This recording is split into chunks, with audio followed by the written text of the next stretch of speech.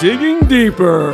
Digging deeper. Welcome to another episode of Digging Deeper. One night only, morning only. Whenever you watch this, as you view, welcome to Digging Deeper, another episode.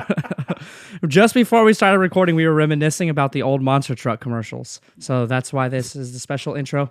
Welcome to Digging Deeper. And hopefully right now, if you're watching on YouTube, there's monster trucks flying across the screen. Just randomly throughout the episode, it'll crawl over the trucks.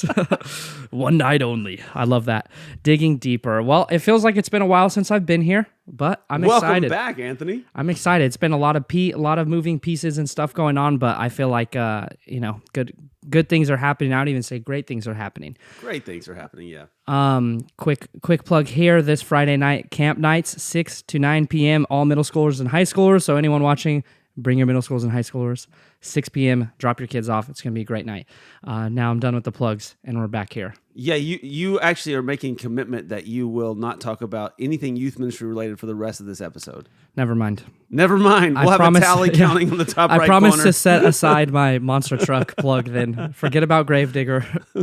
Camp nights. Be there. It's going to be good. We've been in this series, Truth and Tension.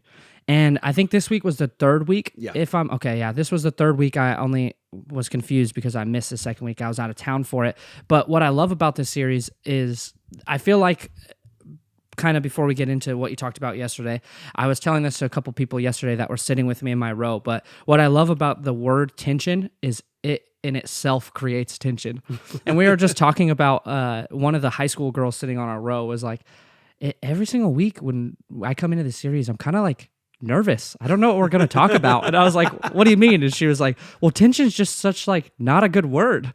And I was like, that's a good series, right? And she was like, yeah, but I feel like the stuff we've talked about, like there's tension in it, but it feels like it's, I don't know. She's like, it's just not what I thought it was going to be. She gets comfortable in the tension. Yeah, I guess so. That's actually the hope, is that we will find ourselves in a place where we realize there is this tension, this thing that sort of like these posts that hold.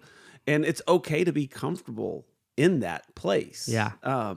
Yesterday's message is a great example. Like, it's easy to find yourself comfortable on either ends of those spectrums, but it's nice to know, hey, both of those are truth. So let's keep that tension, there.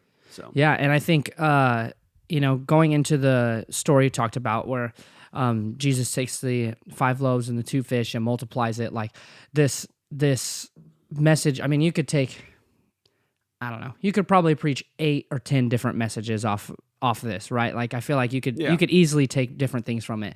And what's cool about the way you preached it in creating the tension, I think every time that we've done this in youth ministry, no matter what church I've been at, like anytime that message has been up or that's just been a topic in small groups, there's already this underlying tension where people are like, but that's Jesus. Like, why would you not trust that that's Jesus? Like, almost like as if they were the disciple and Jesus would be like, yeah, feed the crowd. They'd be like, okay, great.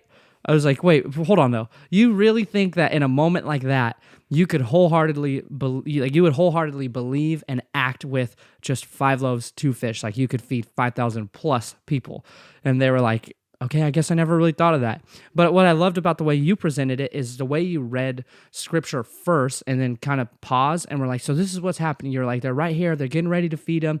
And I think then is when you did like an interactive piece and you were like, who knows what Jesus gave them? And you did like the little Sunday school piece. It was so funny to hear the few people that confidently were like 5, 2.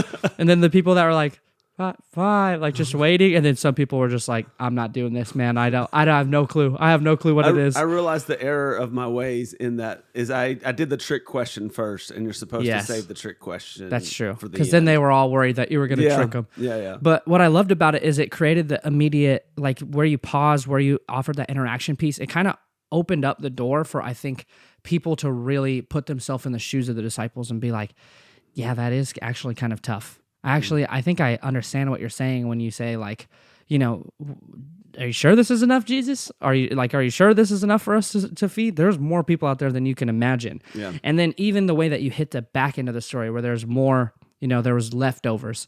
And you kind of made a joke about meal prep, by Meal the way, prep, which yeah. I felt like was underappreciated by the majority of the people. I started laughing and I was like, I get it, meal prep. And everyone else, I think, was just, I don't know what it was, but they seemed nervous. But when it comes to this verse, it was John chapter 6. One of your first points in it, talking about this trusting God, like what is God going to do with, he's entrusted in you, whatever kind of the point was there, as far as God and Jesus saying, hey, go feed the crowd with what you have, feed the crowd with what you have. Like, your first point was God is more than enough. Yeah. And I think just kind of talking about that first and foremost, why is it that you think so many Christians, so not just people new to church, but so many Christians get in a spot where they are in church every week, maybe they're plugged into a small group, they're serving, and they're constantly around the idea that God is big, and God is not just big, but bigger than anything and everything else you'll face. And not only that, but God is more than enough, like he not just enough to get you by, but more than enough, even when you don't understand it. Why is it that so many Christians get involved in church or involved in their life, and they seem to separate themselves and the size of God? You know what I mean? Like how large God is. Yeah, I think what ends up happening is most people believe God is more than enough for someone else. Like, it's easy. Like if you were in the back of the rows when there was 5,000 people and the food's getting passed around, by the time it gets to you, you're like, what? Let's eat. Like, you're just right? Like, yeah.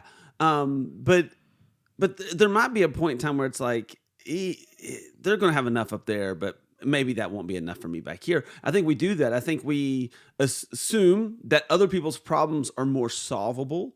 Yeah. Other people's situations are more easy overcome by God, but our situations, because we're involved with them, seem more detrimental. I also think that we struggle with God from the perspective of we don't want to get our hopes up. We don't want to set ourselves up for failure. And I know so many people who do this, and teenagers especially do this. It's like they hedge their bets before it ever comes down. Yeah. That way they don't get disappointed. I think I probably did that early on when it come to like the situation with like my biological father and how close I would be to someone who represented that father in me. Thankfully, I had a great stepdad. And so that helped me in the process of it all. But it was easy to you just put up certain walls so you don't get disappointed. And so if you don't expect a lot from God, you don't get disappointed when it doesn't happen. That's good. And so I think that's what happens. I think internally it's like a protection mechanism, a defense mechanism to, I can do this.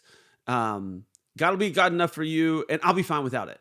And I think that's maybe the more way some people approach it. For sure. I think some people also struggle with this idea that God is a God of more than enough because, again, doctrine and theology in church can get hijacked by doctrine and theology that isn't necessarily sound biblical. Yeah.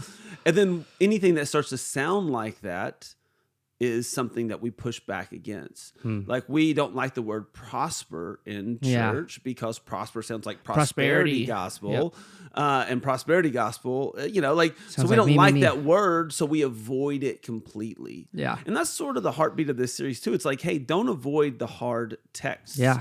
The text is important to look at, to see, even when it's difficult. But even when it's like makes us uncomfortable, we should look at it. We should understand it. And so I think sometimes people don't like to look at God as more than enough because they feel like, well, that feels stingy of me, or that feels, like I'm making this about something else. It's about, I'm going down the wrong road. Which I think is so true. Another way I see that people kind of maybe get themselves in a spot where they'll say or believe that God is big, but not necessarily believe that God is, or, like you said, more than enough for other people, but not necessarily more than enough for me.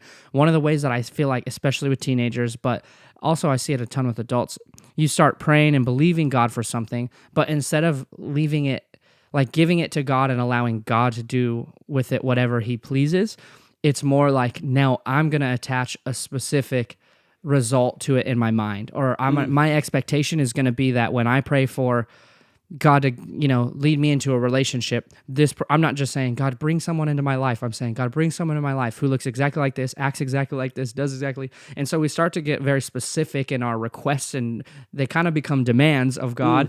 And then when it doesn't end up the way that we envisioned or built up in our mind, then we end up kind of going, oh, well, God doesn't answer my prayers. God doesn't, offer me more than enough, and they start to separate. Yeah. Like I see it with students. I use the example of relationships, but with high schoolers more often than not, that is what it is. Yeah. They want to date someone, or they want something dealt with in their life, and they feel like the solution is another person. But instead of just trusting that God will bring the right friends or people into their life, they build up this perfect idea of what that person looks like, when in reality it might be different. And so I think, like, even when it comes to this story, one of the ways that I interpret it every time I read it, and one of the things that stands out to me every time is that, Jesus was powerful enough to bless and multiply the bread and fish. Obviously, we know that now. Yeah. But what I think is so powerful is he gives it back to the disciples To let them disperse it. Yeah, like the miracle happened in the hands of the disciples. Yeah. And it came from trusting Jesus, and it came from, we were literally frustrated with him at the beginning of this. So it's not like they were necessarily just like, I'm sure they weren't just like, all right, I'm amazed, I'll do it. They Like, thought he lost his mind. There's not enough food. and their faith grew every single loaf that they're giving out. They're going, wait a minute, why isn't this running out? What's happening? Why is this endless? And, and even on the back end, the fact that there was leftovers enough for all of them to eat, right? I think it's the NIV version says that. Yeah, like those 12 basketfuls. Yeah, 12 basketfuls. Like, that's more than a loaf and a fish. Yeah. A basketful is all. The leftovers were more than the original. Exactly. That's what it feels like. Exactly. I think adults do it. You reference the way that maybe teenagers struggle with this. I think adults do it a lot with money. Mm. And what we do is the way you described it, you're like, I want X, Y, and Z. Yeah. And so, like, it's easy for us to go like, okay, I need more money so I can have X, Y, and Z. That's an adult perspective. Rarely do you have someone going, all right, God, help stretch what I have. Yeah. So I can do what you've called me to do. So there's motivation factors in it. There's things like currently, just make it real practical.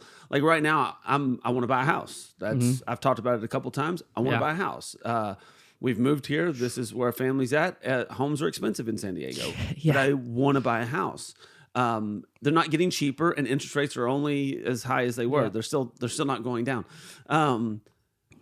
And I have a couple things I could do. I could go to God with my solution. Mm-hmm. God, this is what I need in order to buy a house. Or I could go to God and go, God, this is my desire. I want to buy a house so I can have my family own land in the place where you've called us to pastor and lead.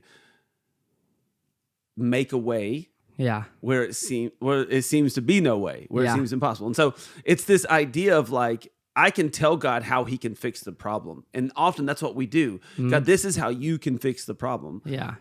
If the disciples said, God, this is how you could fix the problem. A kid has 5 loaves and 2 fish. We should go buy all the food for all these people. That was their solution. Jesus is like, no, I can use what's already in our possession. You have enough. And this will be enough. And so I think that's probably the issue. We think God can do lots of things, but we reduce it down to God doing it the way we think is the only way it's possible. Yep. And then what ends up happening is we get so fixated on that. When God wants to do it a different way, we think he didn't show up. Yeah. We think he's not. We're like, exactly. Why are you talking about the stupid 5 loaves and 2 fish this kid has for lunch? Yeah. Why are you bringing this up, Jesus? We got a problem we're trying to solve. And he's like, this is the solution. And we do that in so many ways.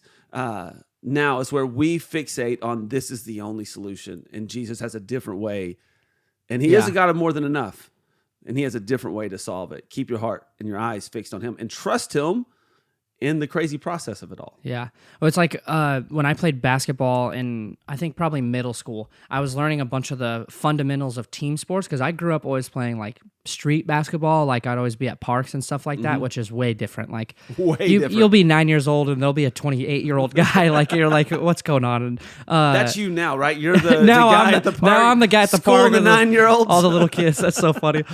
Cooking them. No, I should. I wish there was more park ball in San Diego. There, I said it. But when I started playing organized team sports for basketball, it was like 6th, 7th grade. And I started learning there was a thing called telegraphing, where essentially instead of running a play or feeling the game out, it's like I receive the ball, and before I know anything about what's going to happen, I'm going, I'm going to pass to Bobby. So it doesn't matter if there's 3 guys on you and 2 wide open people. If in my brain, I'm going to pass to Bobby. I'm going to pass to Bobby. And I do that. Then everyone else sees it. I'm not actually reading what's happening in the moment. I'm missing all of the options and everything else that's happening on the court because I'm so focused and hyper-focused on one thing that may or may not be right. Even if I go, I'm going to pass to Bobby, and you end up being the best option, I'm missing what's actually happening. And I feel like when we start to attach specific results or an expectation of a specific result to the way that we want God to move in our life, that's literally what happens. We get so hyper-focused and fixated on one thing that God's doing a lot over here. God might have even answered that prayer, but we're missing it because we're not looking for God. Yeah. We're looking for a result. We're looking for something specific. Yeah. And I think that's so true. How, in your mind, if there's a practical way for adult or student or anyone that maybe still deals with that would say, I believe in God, I trust God, I'm working on keeping him first in my life, but I do have a tendency to kind of hold on to and create specific results that I want him to move. Is there a practical way that you think people could help let go of that and move into just trusting God fully? Man, I think for most people, it probably starts with small things first, and it builds to big things. And I think so we're in San Diego. No one makes snowballs and snowmen around here. Yeah. But we understand the concept of it. I remember when I was young, I was in East Tennessee and it big snow, and we started with a snowball a little bit larger than the size of my hand, and we started rolling it down the hill. Yeah. And by the time we got to the bottom of the hill, I promise you, now when I think of it now, the snowball was 6 feet tall, but it was it wasn't a foot tall, but it was definitely like 2.5 to 3.5 feet tall by the end of the thing. And I think what you're describing is, as we get older, it's a snowball effect. Mm-hmm. The small things add up to the big things. And then we have these assigned achievements. And sometimes we're missing the mark because the snowball's gotten so big of our expectations. So it's recentering your expectations, asking the Lord to give you his heart, his mind, his focus, his attention. Continue to work for the things you feel like God's called you to work for, but what is the marker of success? So as a pastor, what's my marker of success? Is my marker of success to have 10,000 people in the church? Is that the marker of success? Is the marker of success to have a certain level of income? And as a pastor, everyone's like, no, that's not the marker of success. Right. It's to see people discipled and won for the gospel and to grow in their ways of God and to make an impact in the city.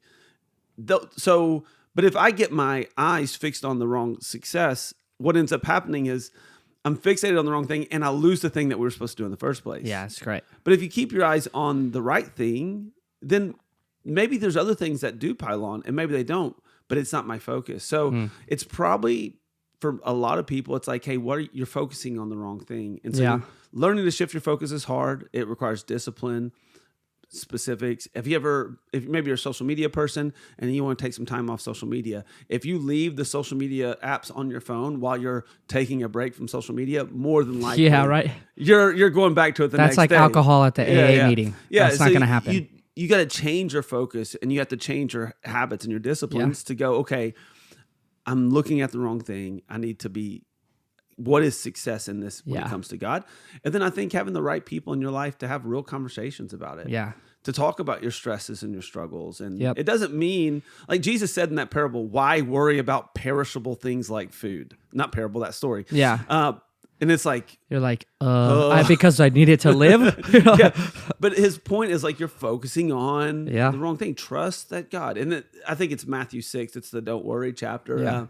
Look at if even the birds eat. Even the birds eat. The lilies, they're dressed more beautifully than even Solomon in all of his splendor. And if God cares for the birds and the flowers, how much more does he care for you? Yeah. And so it's a trust thing. And how do you get there? Time, trust, knowing that you're not going to be perfect at it every time, right people in your life, right disciplines, and an understanding of what God wants. That's so good. So if you put your focus on what God wants, eventually you grow into that. Yeah. Well, and even for me, it was prayer. Like, because I feel like just the church background I had when I got saved in, it was very, I guess, for lack of better language, it was celebrity church culture. Sure. And I don't mean that in an entirely negative way. There was amazing things about it, but we dealt with a lot of the top dogs when it came to, speaking and conferences and camps and all of that. And so early on, like since I got saved in that environment, I kind of created this idea in my head that God would take me anywhere, not just anywhere he wanted to take me, but that he would take me anywhere I wanted to go. And so I felt like I wasn't wrong to have the desire to want to be involved in large conferences and camp settings, but that would become my prayer. And so one of the things I learned early on when I was getting frustrated with it, I was like, dude, you've been saved 2 years. Like, Anthony, you're 20. Why on earth would you be, headlining Passion Conference or anything like that? Like whatever young Anthony Why desired. hasn't Louis called me yet? Stephen Furtick? Oh, it's just my mom again. Great. But like literally, like I would deal with all these thoughts. And for me, it was just a simple prayer of like, God, help me to see you. Help me to see you. I would pray that repeatedly. And it would kind of then burn into my mind like, I don't need to look for things. I need to look for him. If I'm focused on God and I'm aware of God, then I'll see everything he's doing, hopefully, when he's doing it live, rather than being hyper-focused on just one thing. That's a good thing for people who are in ministry that listen to this, if there's anybody who's pastoring or something like that. It's easy to have those desires and aspirations in the early days. And for sure. I think anyone who preaches the gospel probably at some point in time has thought to themselves, it'd be really awesome to travel and preach somewhere. Any opportunity I have to preach the gospel, I am honored and I love it. Some of the greatest, I got great friends and I've had the chance to preach in some great friends' churches and youth ministries back in the day. But the greatest joy I actually experience in life is the pastoring the day-to-day here at, like, in my previous context there, here in this context, like to walk with people and see people discipled. And it's easy to get fixated on this other thing that looks glamorous, but it's not the thing that's actually going to bring great joy. Now, there's great fruit in it and it's exciting. I'm not saying it's wrong to have some of those, like to love that, but if I only focus there, then I miss the fruit and the joy of the thing that God designed me to do first and foremost, which was to planted. Be a pastor of people. Yeah, to plant, to see my family raised, and in this, there's a lot to it. And so I think if we fixate on the glamorous thing, we often lose the joy and the freedom in what may not look as glamorous, but is beautiful. It's the whole saying. I've heard lots of pastors use it before, but like, be famous at home. Like, I actually haven't heard that. You haven't heard that? No, so it's cool. That's good though. Yeah. You can go be famous somewhere else. The premise is, if your kids don't love you, then what was the point? That's great. If you got, and this would go for like any kind of celebrity culture stuff. Like you can go and everyone in the world could love you who don't know you, but if those who know you and spend day to day with you, they don't love you. It's like, what was the point of all this? It's so and true. So, and again, good. Not everyone deals with that whole celebrity culture thing. Yeah. Though in the world today, many people do. It's like, sure. I can get famous and go viral on social media, or I can get... all it takes is one clip. You see these like people, clip hunting. All it takes is one viral thing before your name's known. Like I feel like that's so true. And so, I think that's, I don't know how we got to this part in this conversation, but... we were talking about practical ways to put your eyes back on God and just fully trust that what he's going to do is, greater than whatever result you cooked up in your mind. Yeah. And I think the next point that I remember you hitting in there was Jesus isn't a vending machine. Yeah. So that's all. So what ends up happening, and I mentioned this in first service, and I spaced on my notes for second service, so I didn't bring this up. Yeah. So to anyone who was in our first service or the stream, you would have heard this already. In second service, you wouldn't have heard it. Jesus, everyone deserts him. They leave. That's the very first scripture I read. And for the sake of time, I read probably 40 scriptures yesterday. I was just trying not to read the whole chapter. And I meant to say this in both services, but forgot it in second. The reason why Jesus had everyone desert and leave, they're asking for food. He tells them no. After he tells them no, he tells them, I am the bread of life. And then he's like, and if you want life, you must eat my flesh and drink my blood. That's Jesus' words verbatim. And I brought that up in first service and forgot second. And I hate that I forgot second because that's such a huge, important piece of this is he is saying something that is offensive and difficult to understand. And that's why Yeah. the disciples come back, I think it's verse 60, and they say, this is difficult to Yeah. understand. How can anyone understand this? This is offensive. That's the language they're using. And that's language that church growth people will tell you, don't talk about like blood. Yeah, And that just creeps people out. That creeps freaks people out. And Jesus is sitting there with a bunch of followers, disciples is the way the NLT describes them. He's sitting there with them and he uses this language and they desert him for it. And so the reason why I missed it second service is because I wasn't actually trying to avoid it. Yeah, I was trying to bring it into the story. It's all right, it happens. It does. It definitely. So yeah, they came back to him though, wanting more food. And he said, you've missed the purpose of the miraculous sign. Yeah. And I think we missed the purpose of the miraculous sign. The greatest miracle anyone can ever experience, in my opinion, is salvation. Yeah. Like to give your life to the Lord and to become a new person, to be born again, that is a miracle. We believe that we have new life and life eternal. Yeah. If we don't see it as a miracle, then that's we've greatest misunderstood miracle. it. Yeah. The greatest miracle is salvation, relationship with Jesus, new life. And he was showing them something in this miracle, and they missed the point of it. And I think there's times in our lives that miracles happen from God. Now, I believe miracles can happen in any way. Like God can do lots of incredible things. But even just that simple miracle, incredible miracle, it's simple and profound, of salvation. It's so easy to not understand, to get and forget and not misunderstand what the point of that was. Exactly. It's the idea. So if we use that miracle of salvation, it's like someone goes, cool, I've said my prayer, I go to heaven now. And then I'm going to live the rest of the way I want to for the rest of my life. And then when I die, I'll get to go to heaven. You've missed the point of the miraculous sign. It's not a free pass to live how you want. There's more to it. There's daily love and sustenance of Jesus in your life. Like there's more. And so don't miss the purpose of the miraculous sign. What they wanted is they wanted to make Jesus do whatever they wanted Jesus to do. Exactly. So they're like, give us food again. Now we know you can, do Moses, a lot with a little. Moses could do it. Can you? Manna. I mean, literally, that's what they are. I read it, and it's so easy to read this without the context and just being like, read it like you're, non-dramatized Siri voice reading it or something. I can't do that.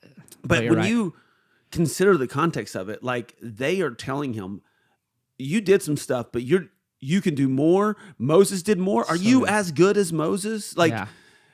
But just the day before, surely he is. And I talked about that in the message. I don't think I got to this point either.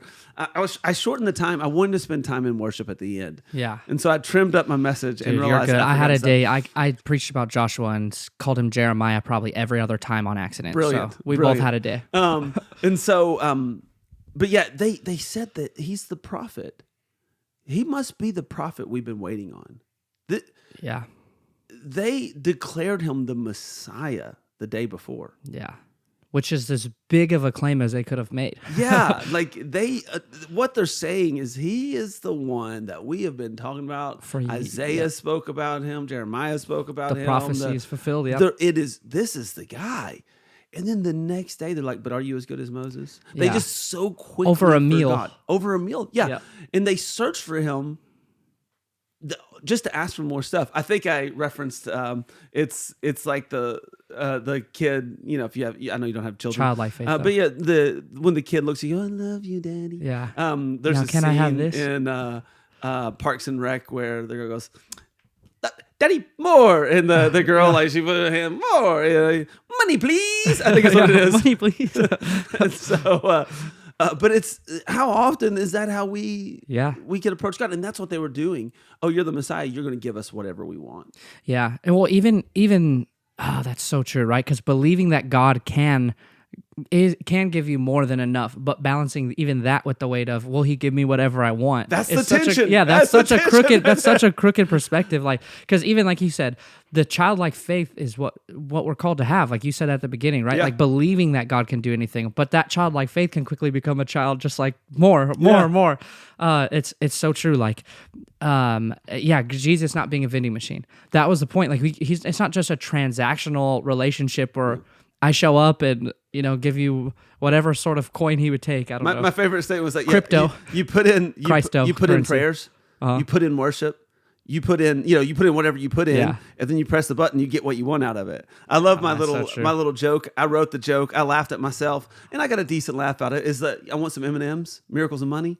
Oh, that's good. I didn't hear that. You No, know I didn't hear that. That's great. Yeah, I was like, press A3, Miracles and Money. That's pretty good. But that's what oftentimes we go to God and we're like, hey, I prayed really well. Yeah. Or I think some of the illustrations I Why? use Why? is, Yeah. Why is don't you like, blank? Like I'll love you if you fix my marriage. I'll commit to coming to church if my favorite worship leader is leading us this morning. I'll tithe Ooh, if you give that's me great. more money in return. Yeah. So many times I've heard people talk about tithing, like if you tithe, you'll get more back. Yeah, exactly. And it's like, maybe God will stretch to 90 to be more. God will, It could God happen will that give way you a too. jet like Kenneth Copeland if you tithe. So, But like the motivation is actually all wrong. It's like if the only reason you're giving God money and tithing is so he can give you more money in return. yeah, you're like, but this just seems no, off. Something's no. off about this. I'm going to give because I believe God is faithful. And I believe that I trust him in his word. And I Yeah. believe that my life will be good.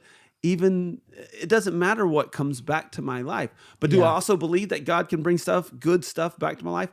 100% I do. Yeah. But that's not my motivation. And I think that's the tension there. It's like I can believe God is a God of more than enough, but my motivation to have a relationship with him can't be that if I just give him the things that I think he wants, he's going to give me back the things that I Yeah. know I want. Like it can't be that's a right. vending machine relationship. Yeah. But as long as I know it's not that, I could trust in my life that God is be a God of more than enough. And I Yeah. referenced some specific words at the end of the message in the time of prayer is that God has more than enough grace for you.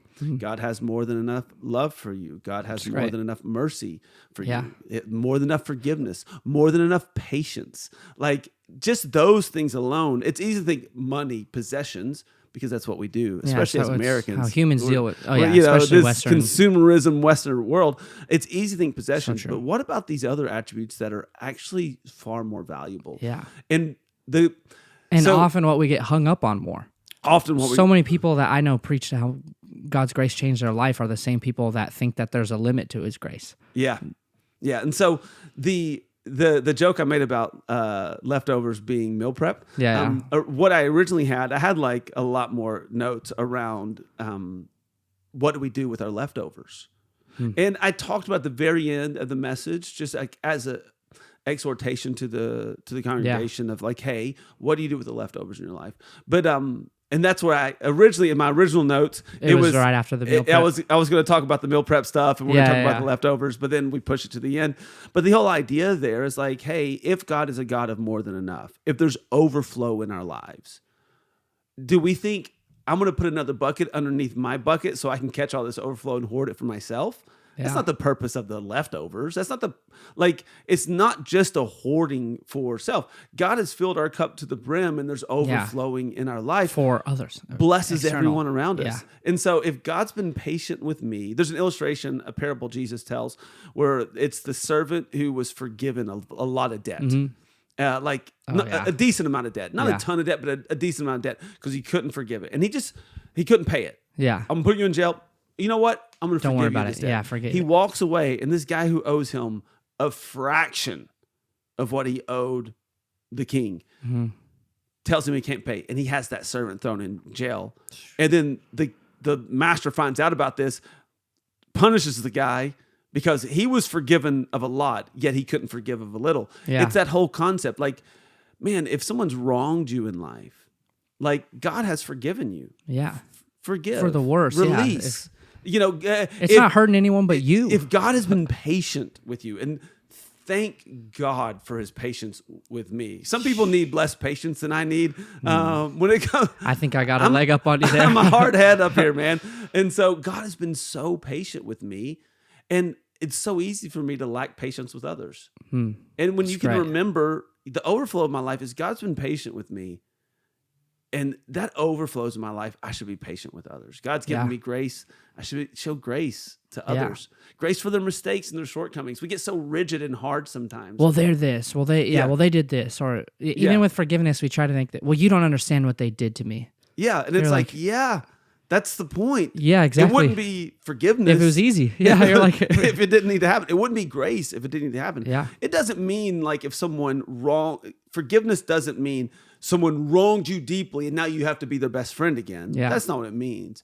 But it means releasing them from that debt. I'm not going to hold tight to letting your heart move on and letting them move on from it. And if there's justice that needs to be involved, justice can happen, and God can take care of justice. Or but let if God it's legal, handle that. The court can take care of justice. But the heart position, all those things can lead to bitterness, and a bitter root will dry up everything around it. Yeah. And then there is no overflow because you're just bitter.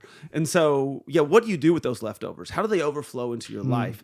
When God gives you extra resource, do you think, real good, I'm gonna pad the bank account and throw some more money in my house? Maybe that's part of what the resource is for. But like, if he gives you extra resource, do you also consider, you know what, I can do something really good with this part of this resource, and I'm going to give or even then, man, this is, gosh, I hope I don't butcher this, but like the firstborn got the majority of the inheritance. Yeah. More resource. Yeah. That wasn't because they were the favorite, or it was literally because if you were the firstborn and you are now responsible. So resource is responsibility. Like anytime I'm giving anything in overflow, excess, any sort of resource at all, I should consider that like more responsibility. Resource equals responsibility. Yeah. If I have it, I'm called to steward it. You did not butcher that. That is actually okay, good. Brilliantly said. I was like, I thought I got it wrong. No, that's great. And so if God brings something into your life, He's a God of more than enough. He didn't give you just enough grace for just for yourself, and that's where it stopped. He's a God of more than enough. And so holding those two things in tension changes the way we view God and changes the way we interact with the world around us. That's so great. In our values, we talk about people and how we're loving and life-giving. We talk about how we're serving, how we bring hope and healing to the world around us. Yep. Those are in our values. And the way we do that as a church is we allow the overflow of the blessing of God in our life to impact the world around us. And so hopefully you're encouraged, if you're listening, you're encouraged by that. Receiving today. too. Yeah. I think it's incredible. And how great would the world be if we hold tight to those values, if we understand and believe wholeheartedly that God is big and God offers more than enough, not just for others, but for us.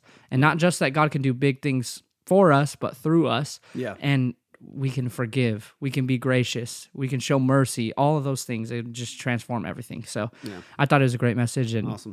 I'm excited to move forward, man. Yeah, man, we got another, this upcoming Sunday, we're looking at one more text in this series, and that'll be the end of the series. The truth is, I could probably do 10. For sure. Just pull out lots of tension and lots of text. But we got one more next week. Really pumped about it. Very excited about it. And then, Easter's the following week. And I'm excited for Easter Sunday as well. I'm excited for the message I'll be preaching and all the stuff the kids are doing. It's just a really exciting time. And we got a Good Friday service, which will be a unique service here at the church. We're not going to stream it for those who watch our services online. 7 p.m. We're changing the format of our room, so it's not going to be possible to stream. But if you're local in San Diego, come out to Good Friday service, 7 p.m. on Friday the 18th. And it's a good couple weeks ahead. I'm excited. Well, it's going to be good. All right, guys. Thank you for listening to another episode of Digging Deeper. Check out some Monster Jam highlights on YouTube, and we'll see you guys Sunday.